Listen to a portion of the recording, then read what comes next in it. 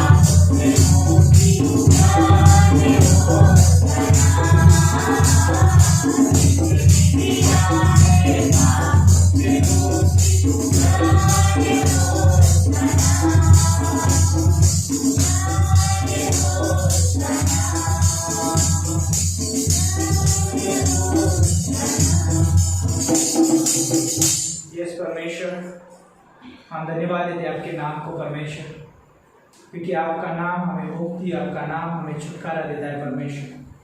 आपका ही नाम है परमेश्वर, हमें हर एक रास्तों में अगुवाई करता है प्रभु। धन्यवाद करते हैं परमेश्वर आपके बड़े नाम को प्रभु। हम आदर देते प्रभु, हम ऊंचा उठाते प्रभु इस समय प्रभु। आप कहते हैं परमेश्वर नाम हम हमारे जीवन में घटे और आप हमारे जीवन में बढ़े परमेश्वर, क्योंकि प्रभु आप आदर के योग्य परमेश्वर हैं प्रभु। इसलिए हम कहते हैं धन्यवाद परमेश्वर। सच में प्रभु हम आपकी आराधना करते हैं इस समय परमेश्वर।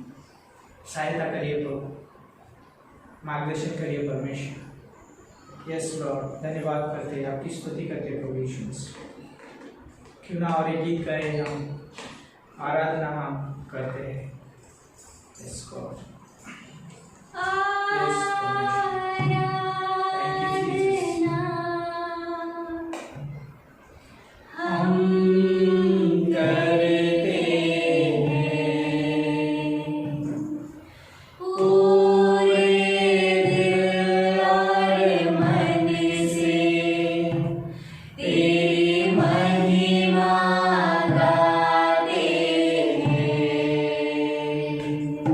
Thank you.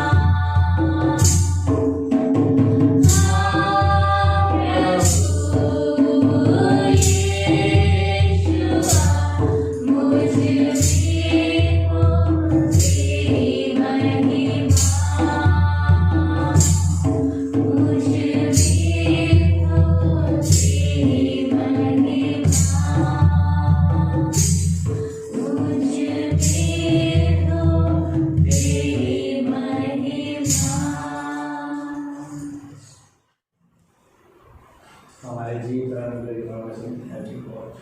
इसी परमेश्वर एक बार हमारा जीवन आपके आगे हम चुकाते हैं पिता परमेश्वर। आप परमेश्वर स्वर्ग में विराजमान पवित्र परमेश्वर और परमेश्वर और आपके नाम की स्तुति और महिमा करते हैं प्रभु जी। हमारे जीवन के द्वारा प्रभु आपके नाम की महिमा करते हैं। आप प्रभु जी जीवन हो, आप महिमा के योग्य परमेश्वर पिता प्रभु। आपके नाम में शांति है, आपके नाम में मुक्ति है परमेश्वर, आपके नाम में उत्साह है प्रभु जी। प्रभु जी धन्यवाद करते हैं कि आपने हमसे प्रेम किया है और आपने हमें चुना है परमेश्वर पिता। इस नाम के समय इस मिली को भी पिता हम आपके हाथ में सौंपते हैं परमेश्वर।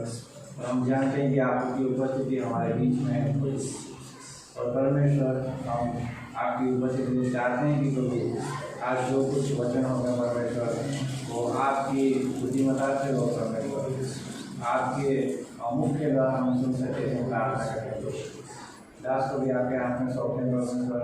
आप उनकी अगुवाई करना, सर से बुद्धिमत्ता देना पड़ेगी। जो कुछ वचन आएगा पिता वो आपके द्वारा वो प्रार्थना करते हैं। सुनने वाले प्रत्येक को आपके हाथ में सौंपते हैं। अच्छा मन दीजिए, अच्छे कान दीजिए पिता, ताकि आप वचन को ग्रहण कर सके, अपने जीवन में लागू कर सके। इस मीटिंग को पिता आपके हाथ में सौंपते हैं। आप अगुवाई कीजिए, शुरू से अंत तक आप हमारे बीच में बने रहिए। प्रार्थना करते हैं आगे का हर एक कार्य हर एक एक्टिविटीज आपके हाथ में सौंपते हैं। प्रार्थना यीशु मसीह आपके पवित्र नाम से मांगते हैं, आमीन। तो भेज सकते हैं। ओके, सब लोग तैयार हैं परमेश्वर के वचन से सुनने के लिए? सच में फिर से एक बार हम इस कलीसिया में आप सभी का स्वागत करते हैं पूरे दिल से। और खास करके हमको जो भी यूट्यूब के द्वारा देख रहे हैं, हम आप सभी का स्वागत करते हैं इस मिडवीक सभा में। और हम चाहते हैं कि आप हमेशा निरंतर देखते रहिए और प्रभु आपको आशीषित करे वचनों के द्वारा। तो क्यों ना आज हम परमेश्वर के वचन से देखें दूसरा कुरिन्थियों की किताब उसका 12 अध्याय, दूसरा कुरिन्थियों की किताब उसका 12 अध्याय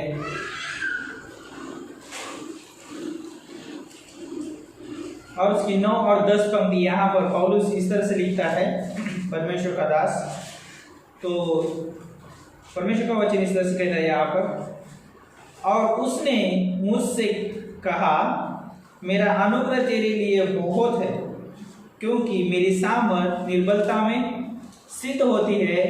इसलिए मैं बड़े आनंद से अपनी निर्बलताओं पर घमंड करूँगा कि मसीह की सामर्थ मुझ पर छाया करती रहे।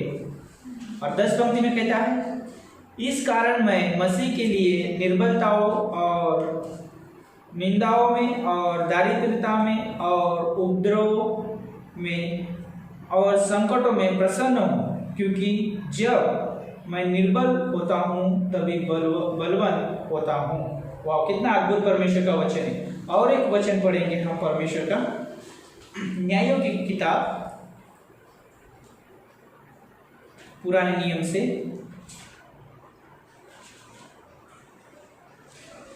न्यायों की किताब उसका 6 अध्याय और 11 से लेके हम आगे पंक्तियां पढ़ेंगे।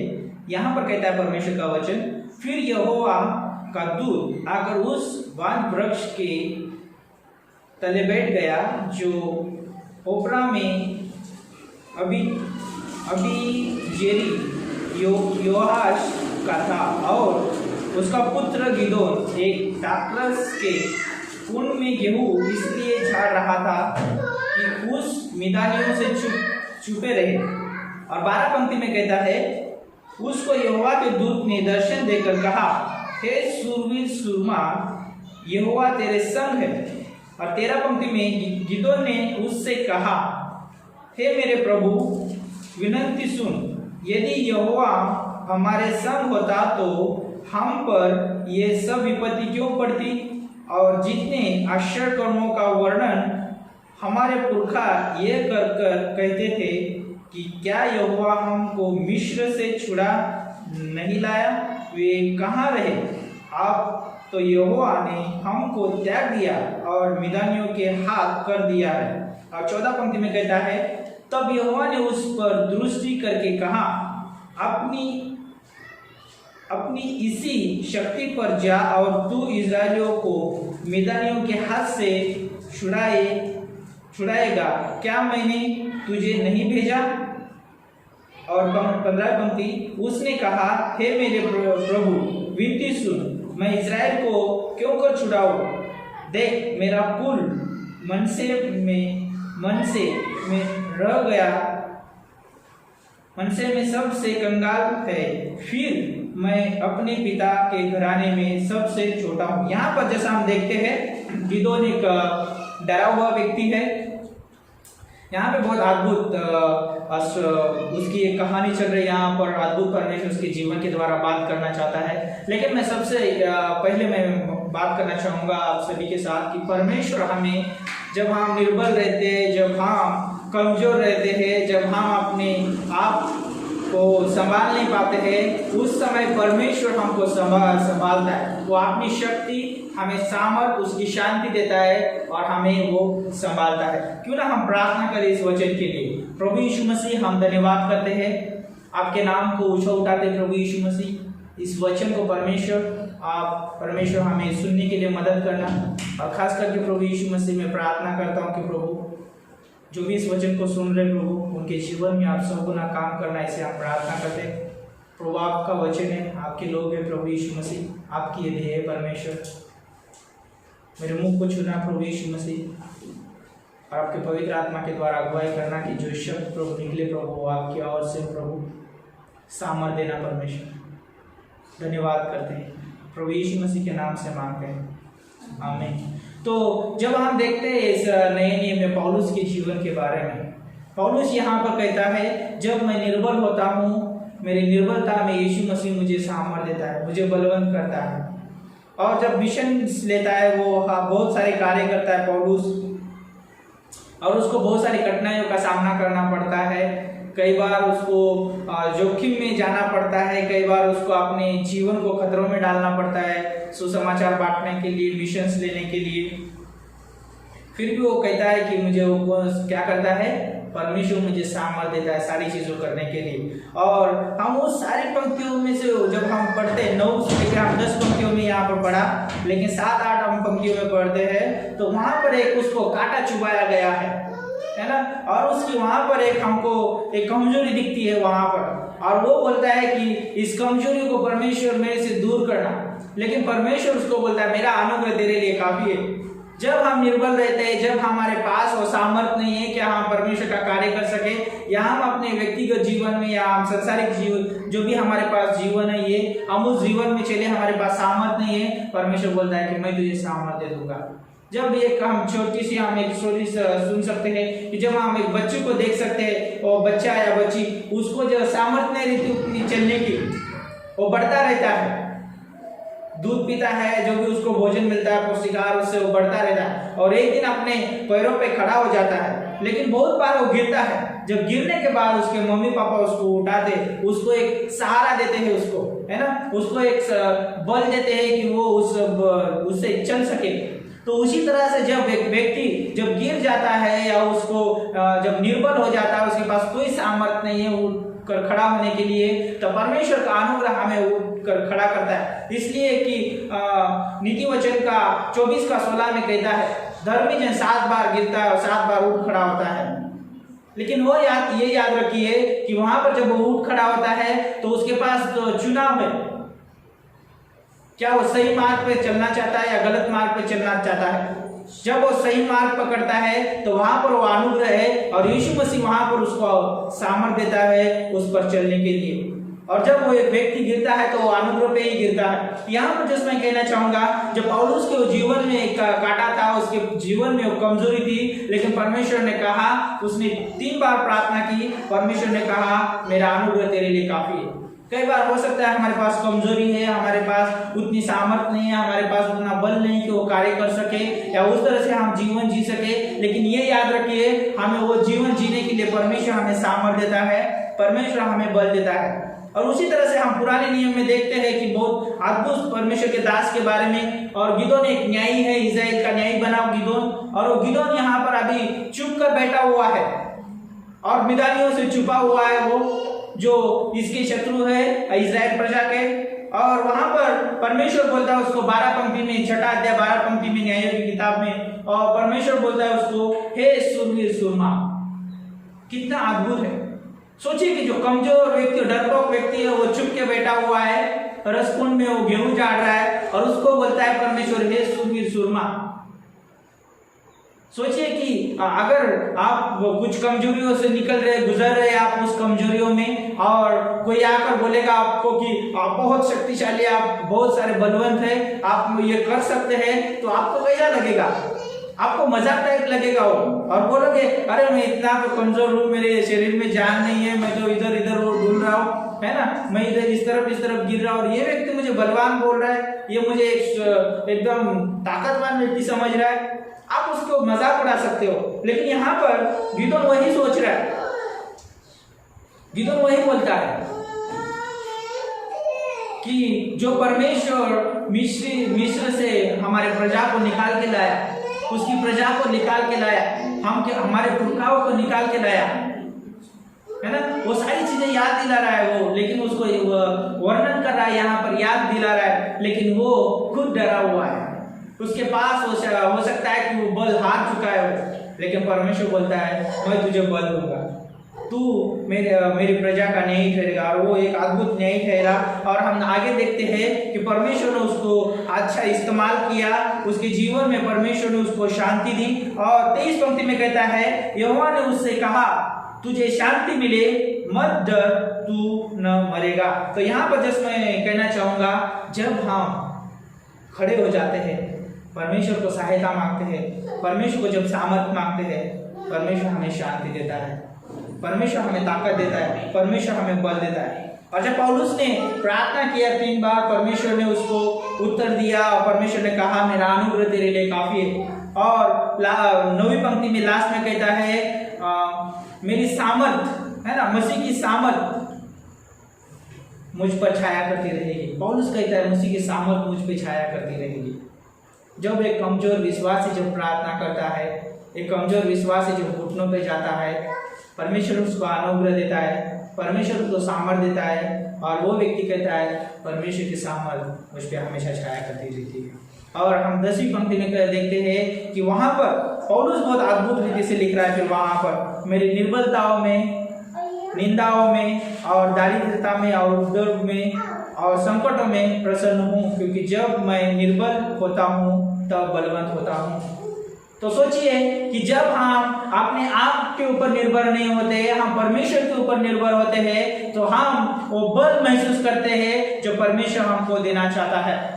उसी तरह से मैं यहाँ पर कहना चाहूंगा कि परमेश्वर हर एक विश्वासी को सामर्थ देता है, परमेश्वर का कार्य कर सके, और आत्मिक जीवन जी सके, और वे मसीह को प्रकट कर सके, और वो परमेश्वर के सामर्थ में चल सके, पवित्र आत्मा की अगुवाई में चल सके, इसलिए परमेश्वर उसको सामर्थ देता रहता है। और उसी तरह से मैं जो सोच रहा था जब मैं मनन कर रहा था इस संदेश के लिए, तो एक अद्भुत मुझे एक उदाहरण मुझे वहां पर मिला बाइबल में, और परमेश्वर उस व्यक्ति को बहुत अद्भुत रीति से इस्तेमाल करता है। छोटा सा लड़का है, और वो बड़े व्यक्ति को मारने के लिए तैयार होता है। क्यों मारने के लिए तैयार होता है? उसके पास कुछ नहीं है, कोई भाला नहीं है, कोई तलवार नहीं है, उसके पास कोई बड़ा शस्त्र नहीं है कि उसको जाके मारे। और यहाँ पर उस दाऊद की बात हो रही है। दाऊद एक लड़का है, बहुत सुंदर है, और वो लड़का यंग लड़का है, और वो गुलियात को मारने के लिए चला गया है। वहां पर उसके भाई जो है सेना में भर्ती है, बहुत शूरवीर है वो भाई लोग, और वहां पर राजा भी है, शाऊल राजा है, वो भी बहुत बलवान राजा है, बहुत हट्टा कट्टा है, वो भी डर रहा है उस गोलियात से। सब इजराइल प्रजा उस गोलियात से डर रही है, लेकिन ये लड़का, उसके पास कहां से सामर्थ आया, उस लड़के के पास कहां से वो बल आया? क्योंकि उसके पास यीशु मसीह का नाम था, और वो लड़का उस गोलियात को मारने के लिए खड़ा हो गया। पहला शमूएल का 17 अध्याय में हम उस स्टोरी को देखते हैं, और उसने उस गोलियात को मार गिराया। क्यों मार गिराया? क्या उसके पास कोई शस्त्र था? क्या वो बड़ा वो शूरवीर था? छोटा सा लड़का था, लेकिन उसके पास यीशु मसीह का बल था, उसके पास यीशु मसीह की सामर्थ्य, उसके पास वो जीवित परमेश्वर का नाम था। उस नाम में छुटकारा है, उस नाम में विजय है, उस नाम में जो है वो हर एक चीजों के ऊपर अधिकार है, हर एक चीजों के ऊपर सामर्थ्य उस नाम में। इसलिए वो दाऊद उस गोलियत को मारने के लिए योग्य रहा और परमेश्वर ने उसको इस्तेमाल किया वहां पर, और वहां पर हम देखते हैं कि परमेश्वर ने दाऊद को वहां पर विजय दी। तो जब हम परमेश्वर के नाम से हम आगे बढ़ते हैं, हम कदमों को उठाते हैं, परमेश्वर हमें बल देता है, परमेश्वर हमें सामर्थ देता है, परमेश्वर हमें विजय भी देता है। इसलिए मैं यहाँ पर कहना चाहूंगा कि यशायाह की किताब उसका 40 अध्याय, तो क्यों ना हम वो पंक्ति पढ़े 40 अध्याय। यशायाह की किताब उसका 40 अध्याय 29 से लेके 31 पंक्ति तक हम पढ़ेंगे यहाँ पर। और परमेश्वर का वचन इस तरह से कहता है, वह थके हुए को बल देता है और शक्तिहीन को बहुत सामर्थ देता है। तरुण तो थकते और श्रमित हो जाते हैं और जवान ठोकर खाकर गिरते हैं। और यहाँ पर 31 पंक्ति में कहता है, परंतु जो यहोवा की बाट जोते हैं वे नया बल प्राप्त करते जाएंगे, वे रुकावों की नाई उड़ेंगे, वे दौड़ेंगे और श्रमित न होंगे, चलेंगे और थकित न होंगे। और हम यहाँ पे जानते हैं, जब दाऊद एक छोटा सा लड़का था और उसने वो बल प्राप्त किया, उसके पास कोई शक्ति नहीं थी कि वो उस गोलियत को जाके मारे, और वहां पर इजराइल प्रजा पूरी शक्तिहीन हो चुकी है, उनके पास कोई सामर्थ नहीं है, उनके पास कोई बल नहीं, वो हार चुके हैं, ऐसे इसलिए इस तरह से महसूस कर रहे हो। लेकिन वहां पर परमेश्वर का वचन कहता है, जो शक्तिहीन है उनको परमेश्वर सामर्थ देता है। और एक छोटे से लड़के को परमेश्वर ने वहां पर विजय दिलाई, इजराइल प्रजा को वहां पर विजय दिलाई परमेश्वर ने। कितना अद्भुत है। और वो थक गए थे, वो श्रमित हो चुके थे, परमेश्वर ने उनको क्या दिया? परमेश्वर ने उनको बल दिया, परमेश्वर ने उनको एक नई सामर्थ दी, उनके पास आनंद आया, उनके पास वो बल आया।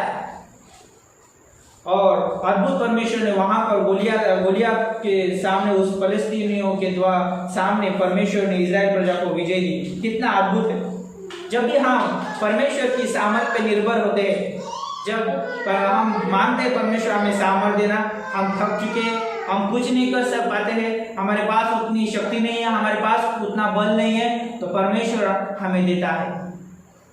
इसलिए हमें परमेश्वर के ऊपर निर्भर होना बहुत जरूरी है।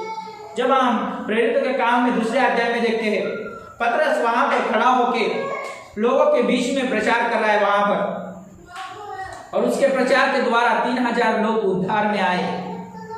लेकिन आप जानोगे उसके बारे में, तो पहले वो व्यक्ति जो था, यीशु मसीह का 3 बार उसने इनकार किया था। वो डरपोक व्यक्ति था, उसके पास कोई सामर्थ्य नहीं थी।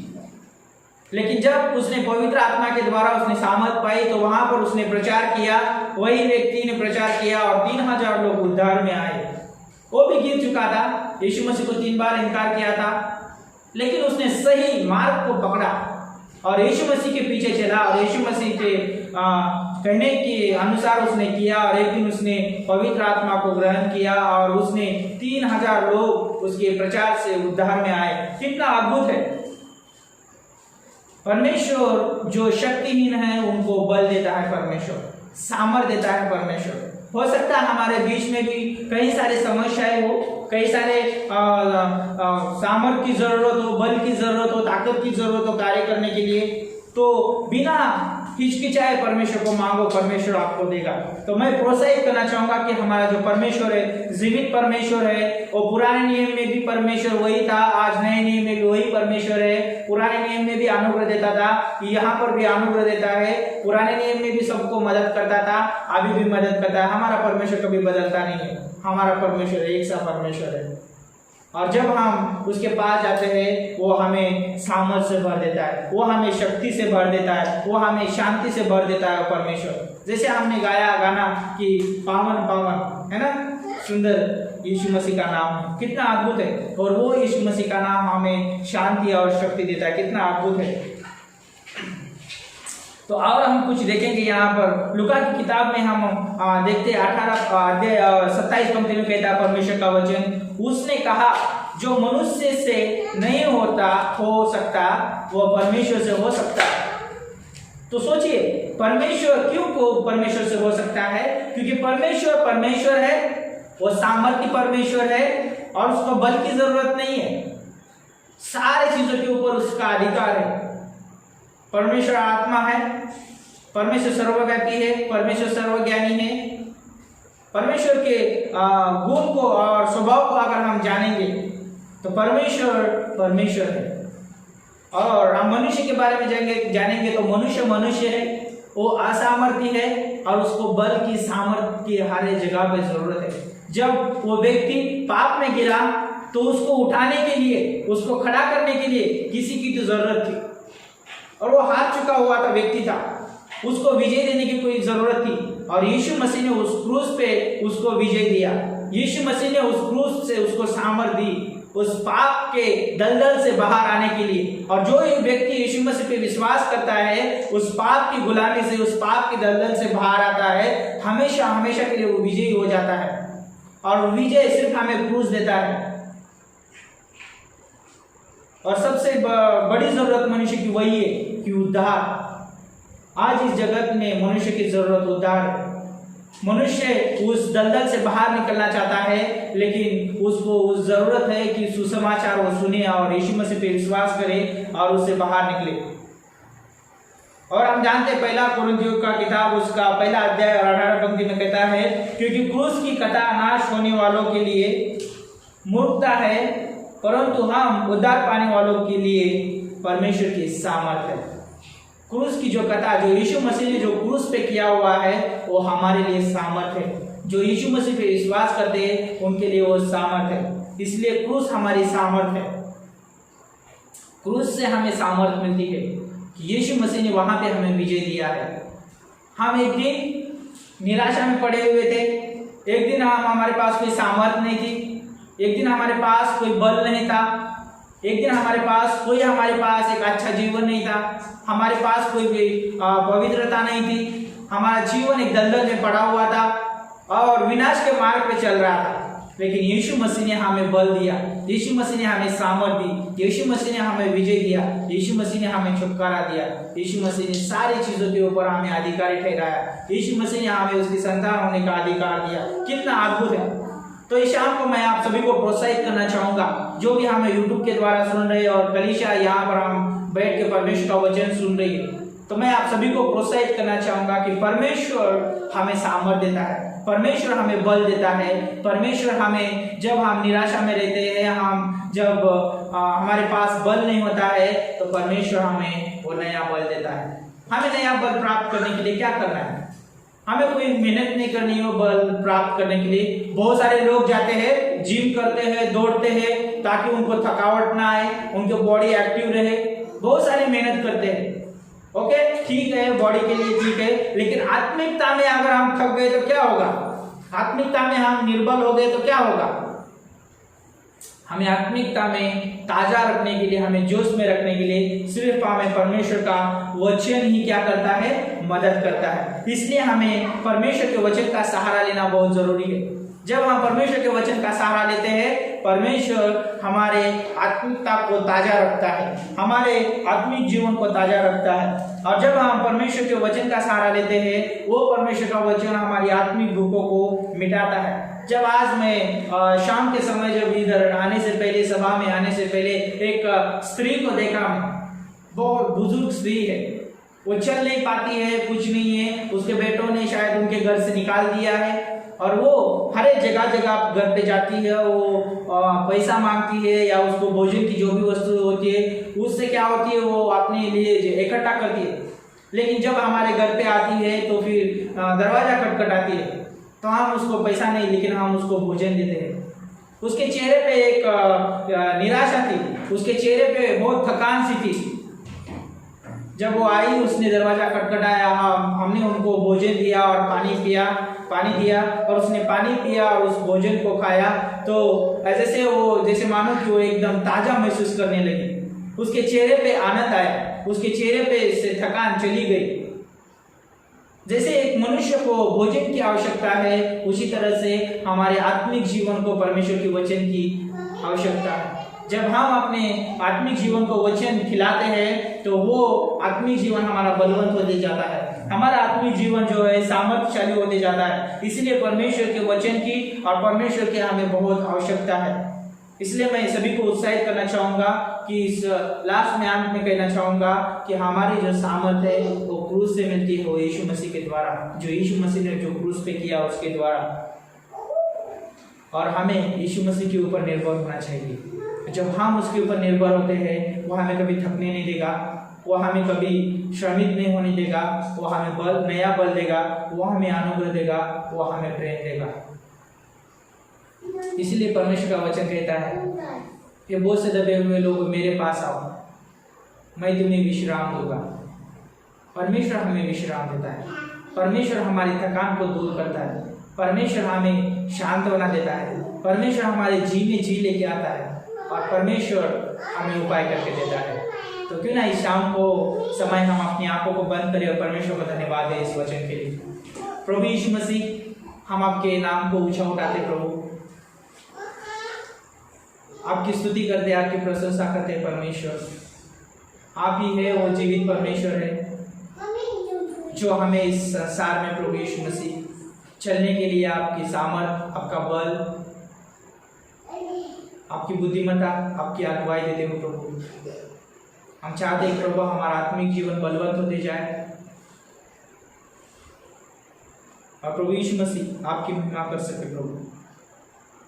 जब एक दिन हम आपके सामने रहेंगे तो एक दिन हम आपके आमने सामने रहेंगे परमेश्वर। उस दिन आप कहोगे कि हे मेरे विश्वास के दास, तूने अद्भुत कुश्ती लड़ चुका है। और सच में प्रभु उस अद्भुत कुश्ती लड़ने के लिए, वो दौड़ने के लिए प्रभु हमें आपकी सामर्थ की जरूरत है, आपके बल की जरूरत है प्रभु, आपके पवित्र आत्मा की जरूरत है, आपके वचन की जरूरत है प्रभु। धन्यवाद देते हैं इस अद्भुत कलीसिया के लिए प्रभु यीशु मसीह जो आपका देह है। धन्यवाद देते हैं आपके अद्भुत चरवाह के लिए कि प्रभु हमेशा आपके वचन से हमें प्रोत्साहित करते प्रभु, वचन से प्रभु अगुवाई करते परमेश्वर। इस समय प्रभु यीशु मसीह वो बाहर है तो उनके साथ में रहना प्रभु, और हर एक क्षेत्र में अगुवाई करना, हर एक क्षेत्र में विजय देना परमेश्वर। धन्यवाद करते हैं इस समय। हम मांगते हैं हमारी इस कलीसिया के लिए प्रभु, हमेशा हमारी इस कलीसिया में आपका सामर्थ, आपका बल देना परमेश्वर। जो भी इस कलीसिया में बैठे हुए परमेश्वर, हो सकता है उनके जीवन में निराश होंगे प्रभु, हो सकता है उनके जीवन में कोई कमी होगी परमेश्वर। पौलुस कहता है उसकी कमजोरी में परमेश्वर का अनुग्रह काफ़ी है, और कहता है कि मसीह की सामर्थ मुझे हमेशा छाया करती रहेगी। परमेश्वर आज हम कहते हैं कि प्रभु आपका अनुग्रह हमारे लिए काफ़ी है और आपकी सामर्थ हम पर छाया करती रहती है परमेश्वर। इसलिए परमेश्वर वो गिदोन परमेश्वर लड़ने के लिए तैयार हुआ और आपने उसको विजय दी परमेश्वर, और अच्छा नहीं ठहराया परमेश्वर आपने अपने इजराइल प्रजा के ऊपर। आज हम मांगते हैं परमेश्वर, जब हम सुसमाचार को लेकर आगे जाते हैं प्रभु, हमारे बल में बल देना प्रभु, हमारे कदमों में परमेश्वर, हमारे जुबान में परमेश्वर बल देना कि आपका वचन हम बांट सके, आपका सुसमाचार बांट सके प्रभु। अगुवाई करना प्रभु यीशु मसीह। धन्यवाद करते, आगे का समय आपके हाथों में सौंपते हैं प्रभु यीशु मसीह के नाम से हम मांगते हैं, आमीन। Praise the Lord.